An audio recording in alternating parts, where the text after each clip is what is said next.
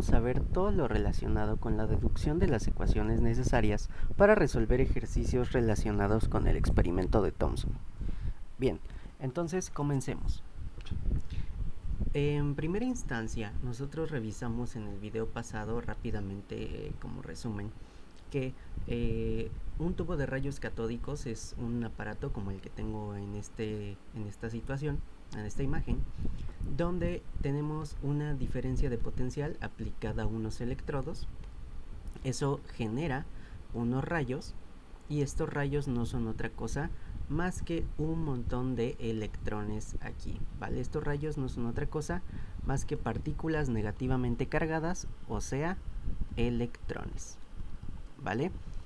Esos electrones habíamos dicho que son partículas negativas, y algo bien importante, estos electrones al momento de estar en el tubo de rayos catódicos, los electrones, al ser cargas en movimiento, hay que saber que las cargas en movimiento generan campos o radiación electromagnética.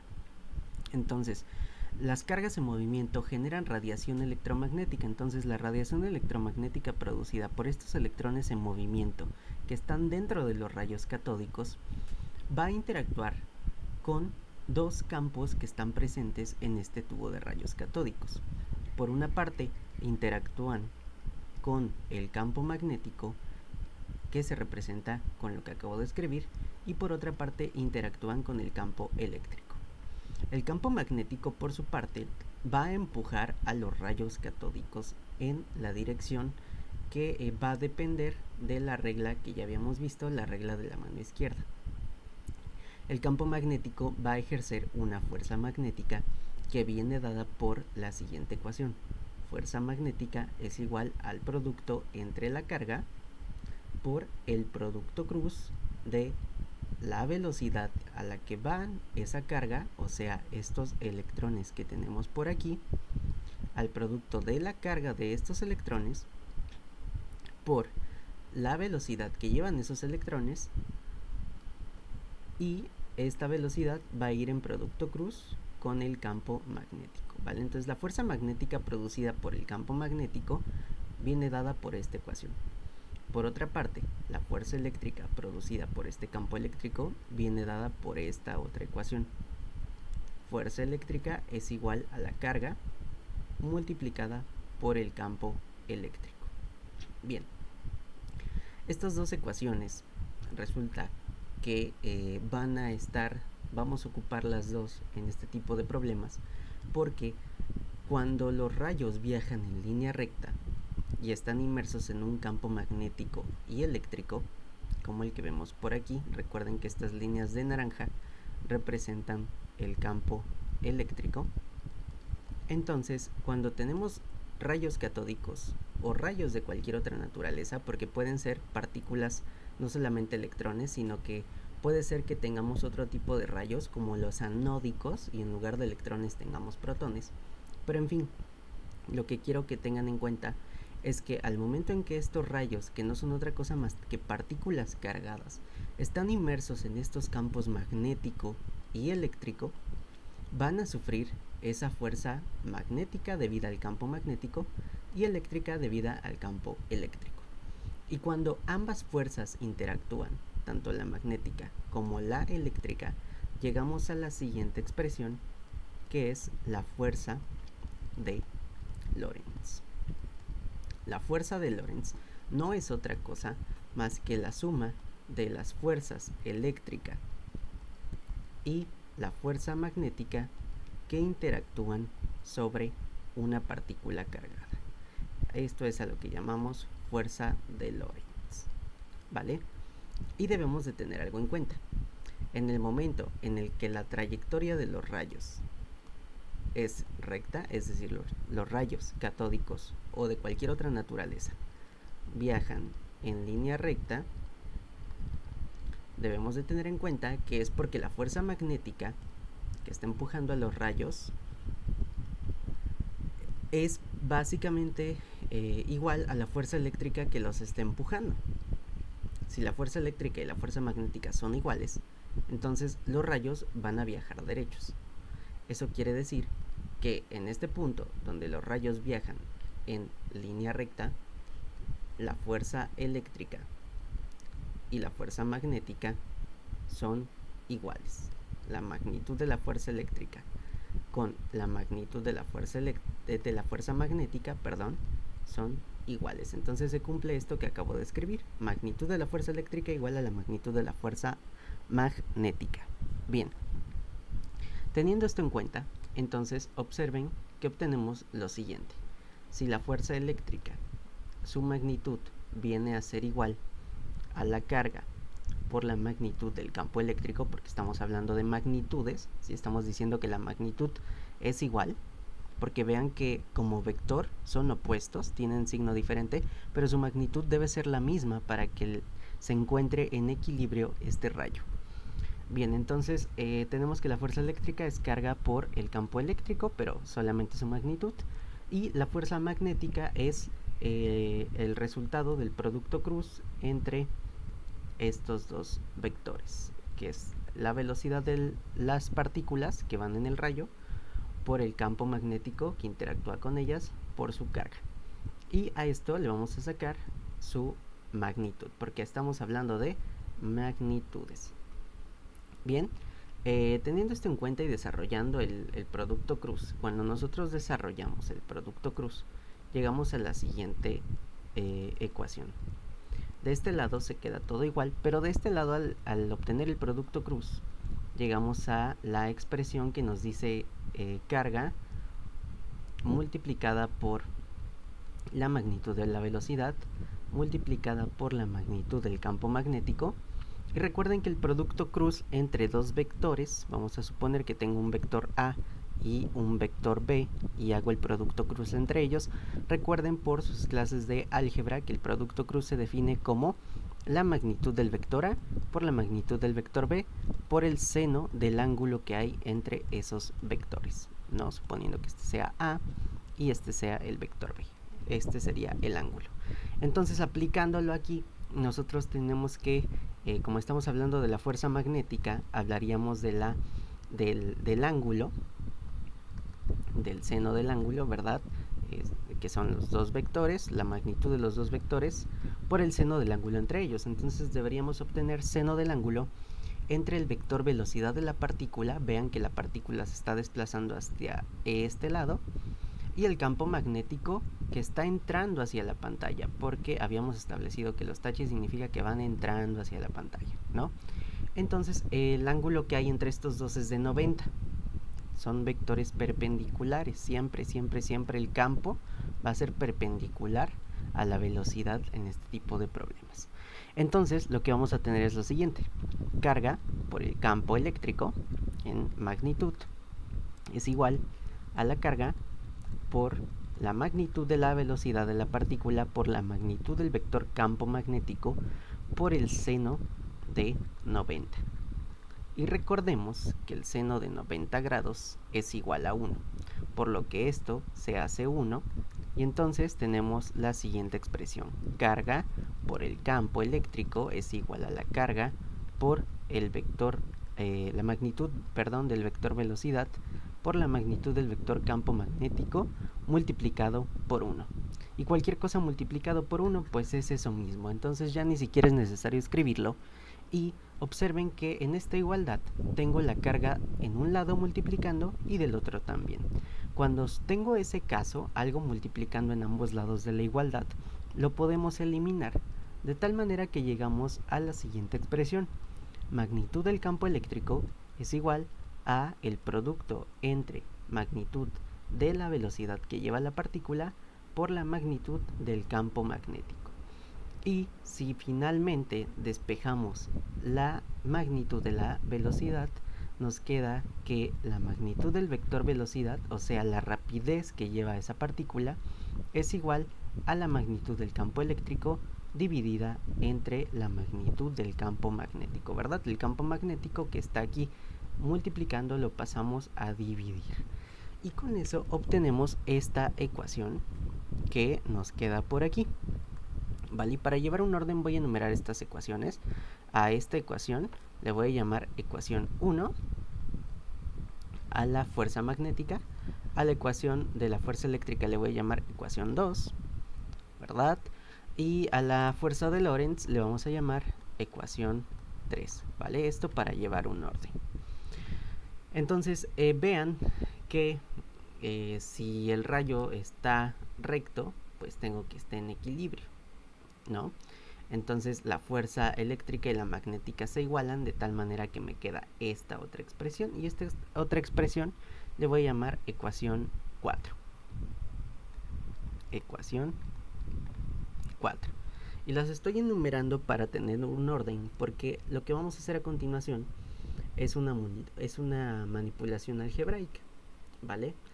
Que nos va a llevar a una ecuación que nos va a conducir a la obtención de la relación carga-masa que les había comentado en el video pasado.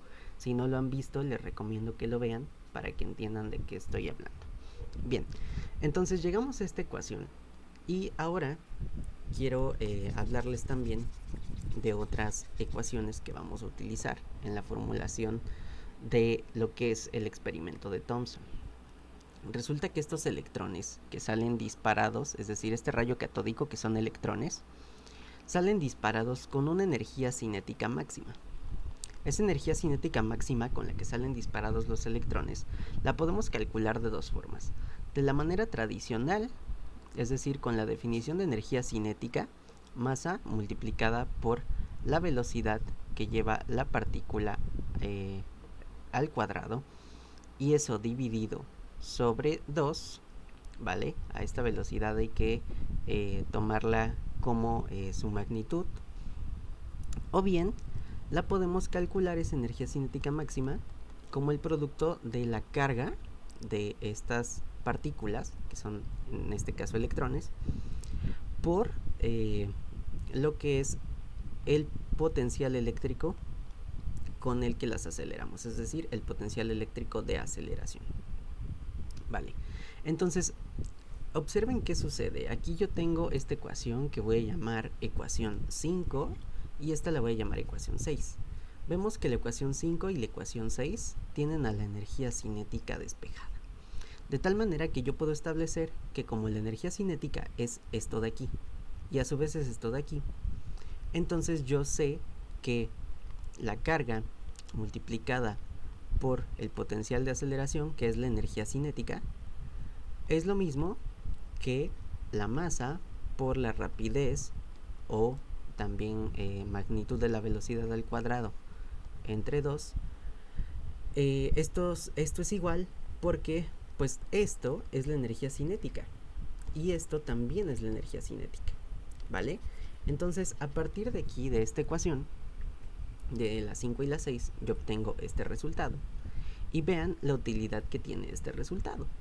Si yo de aquí despejo a la carga, vamos a despejar primero a la carga, me queda esto como masa por la rapidez de la partícula al cuadrado entre 2, y este potencial de aceleración que está multiplicando lo pasamos dividiendo. Y ahora la masa que está aquí multiplicando yo la paso dividiendo al otro lado, me quedo con este valor. Carga entre masa es igual a la rapidez de la partícula al cuadrado entre 2 veces el potencial de aceleración. ¿Por qué hice esto? Porque lo que acabo de obtener es un valor importantísimo que se llama relación carga entre masa. La relación carga-masa es importantísima porque precisamente a este resultado fue el que llegó Thomson, ¿vale? Entonces es muy probable que en algún ejercicio nos pidan calcular la relación carga-masa. ¿Y cómo llegamos a esa relación carga-masa? A partir de todo el desarrollo algebraico que hicimos ahorita. Pero de forma práctica, si bien es necesario que comprendas de dónde sale todo esto, podrías memorizarte simplemente esta ecuación para no tener que hacer todo esto cada vez que quieras resolver un problema. Ahora, ya que tenemos esta ecuación, todavía podemos hacer una manipulación algebraica más. Observa qué es lo que sucede si sustituimos, vamos a sustituir la ecuación 4 en la ecuación 7. Ok, Entonces, nosotros tenemos que nuestra ecuación 7, la voy a copiar y pegar por aquí. Nosotros tenemos a la velocidad, al módulo de la velocidad al cuadrado. Y ese módulo de la velocidad nosotros sabemos por la ecuación 4 que es lo mismo, ese módulo de la velocidad que va aquí adentro, y voy a ponerlo de color verde, pues también lo podemos escribir de esta manera, ¿verdad? El módulo de la velocidad, sabemos que ese módulo de la velocidad es el campo eléctrico, el módulo del campo eléctrico entre el módulo del campo magnético. Y recordemos que en esta ecuación 7, ese módulo de la velocidad está al cuadrado. Simplemente sustituí la ecuación 4 en la ecuación 7. Esto se divide entre dos veces el potencial eléctrico de aceleración. Desarrollando todo esto que tenemos por aquí, esto básicamente es primero elevar todo esto de verde al cuadrado, que sería campo eléctrico. Voy a tomar el mismo color para que no haya confusiones. Sería campo eléctrico, magnitud del campo eléctrico al cuadrado, entre magnitud del campo magnético al cuadrado. Esto es lo que me queda de desarrollar este exponente. Y abajo, lo voy a hacer del mismo color, me queda 2 veces el potencial eléctrico de aceleración. De esto todavía lo podemos simplificar más si hacemos la división entre fracciones. Recuerden que lo de arriba es un número, se está dividiendo entre todo esto, y todo esto para dividirlo lo podemos poner un 1 aquí, y esto se hace rápido, pero lo estoy haciendo paso por paso para aquellos que no sepan muy bien de álgebra. Si yo multiplico esto de aquí por esto, me queda campo eléctrico al cuadrado en la parte de arriba. Claramente estoy hablando del módulo del campo eléctrico.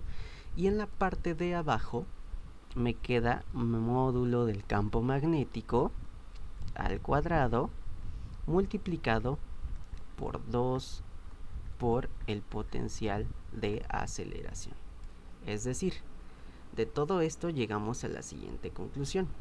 La relación carga-masa, esto que teníamos aquí, es igual a esto, igual a esto, igual a esto e igual a esto. O sea que prácticamente llegamos a la conclusión que la relación carga-masa que teníamos por aquí arribita, es igual, esta relación carga-masa es igual a esto que obtuvimos al final.